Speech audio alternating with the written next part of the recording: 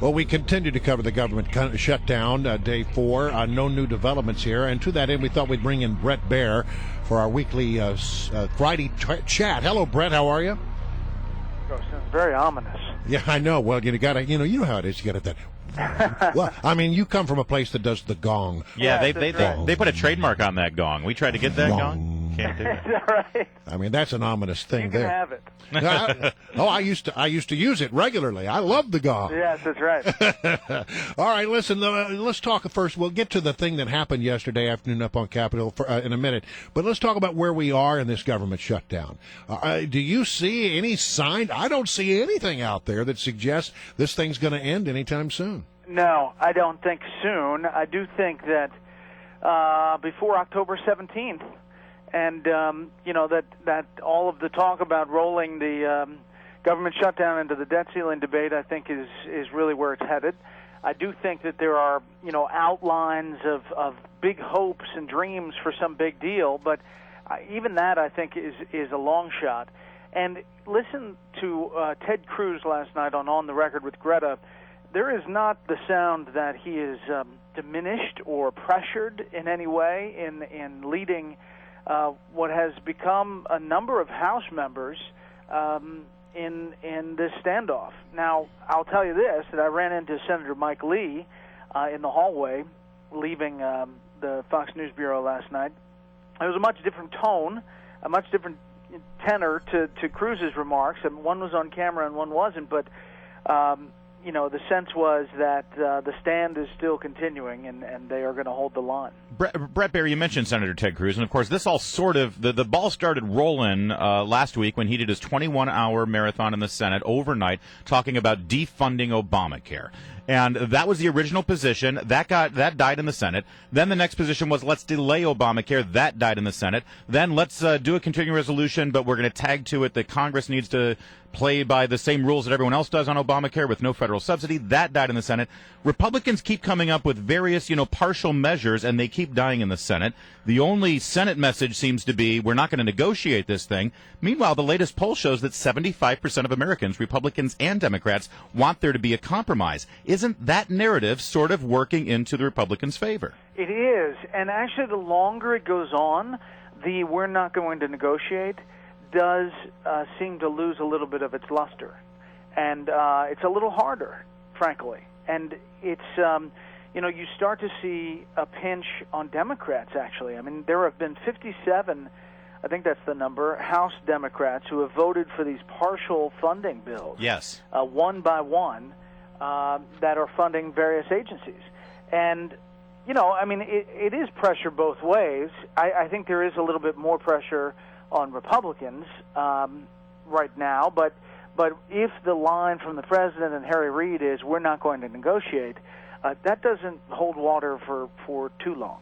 All right, so I'm not any more encouraged by what I've heard here. It looks like we're just going to be at this for a while. Yeah, I mean, a while is relative. I do think that the debt ceiling deadline of October 17th is firm in Republicans' minds, and you've heard and you've seen Speaker Baier in various stories talking about how he's always said that Republicans would not let the country default. I do think it is important to note that technical default would not happen because there would still be tax revenue coming in.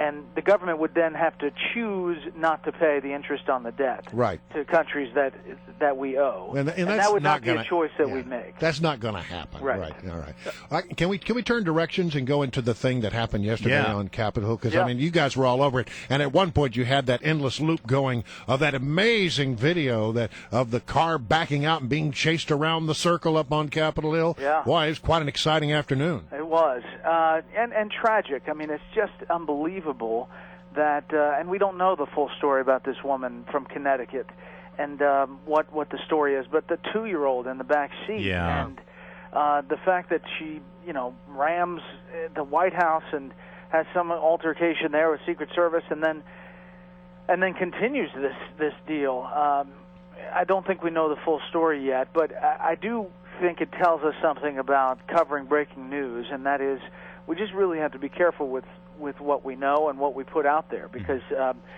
even officials up on Capitol Hill were saying at the beginning, get in your office, get away from the windows. We have gunmen or a gunman on the loose. Yeah. There was no gun. It was a car. Right, exactly. But shots were fired. Shots were fired, but it wasn't by Capitol Police and Secret Service. By the good guys. But it wasn't a shootout. And Right.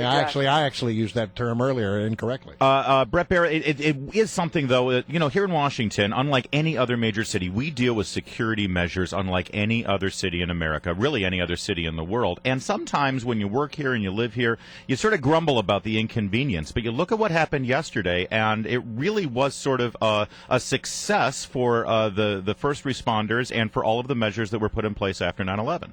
Yeah, I don't think people fully appreciate the tense nature of being in Washington, in New York for that matter. I mean, these are big target cities, and you don't know. There's always a threat. I mean, the president gets a daily briefing, and in there is a briefing about the real threats. And of those, I mean, there's, from what we've been told, there's a big, thick book of threats almost every day. And the Capitol is under threat. So, you have to praise these guys and women who, protect the U.S. Capitol and this area. That was a tough situation yesterday, and I know it's tough for people to get their head around. Why couldn't they shoot the tires out? Why did they have to shoot her? It was a weapon at that point, and you don't know if it's filled with explosives. You don't know at that moment. You also don't know if this was some sort of distraction for some other larger scheme. Occupy the Capitol Police with this car while something else is going on over here. Yeah, you got to follow the procedures. We're 2 weeks in the wake of the Navy Yard shooting, and it's just tense. Yeah. So, what's it like to be in the newsroom there? Give us a sense when you hear the 320 call go off. Yeah, I mean, it's pretty amazing. I mean, we have a lot of moving parts, but everybody starts moving on the story when it's something breaking like this in Washington, and you have reporters running out to the scene. It's funny. A lot of people run away from the action. We're running towards it to try to cover it. And then in the newsroom, there is this logistical dance that happens between the satellite desk to make sure we have all the pictures going up to New York, our headquarters, and everyone's trying to orchestrate. It's pretty interesting to watch. I'm in Studio One trying to make sense of what we're seeing on the air. Yeah. Pretty soon you're going to have that Fox News deck, right? Yeah. Yes, up in New York. Shepard starts Monday, and it'll be great. It's kind of a control room in and of itself that will have its own staff and really break in and to our coverage throughout the day. And they'll use the gong. It may be a different. Is there something you can share? I can't mimic it over the phone. It's too different. Unique. All right. There we got something to look forward to. I might have to start my own high-speed chase just so I can hear it. If you get rid of the old gong, we want it. Okay? All right, I'll tell them. Thanks, Bret. It's good to have you.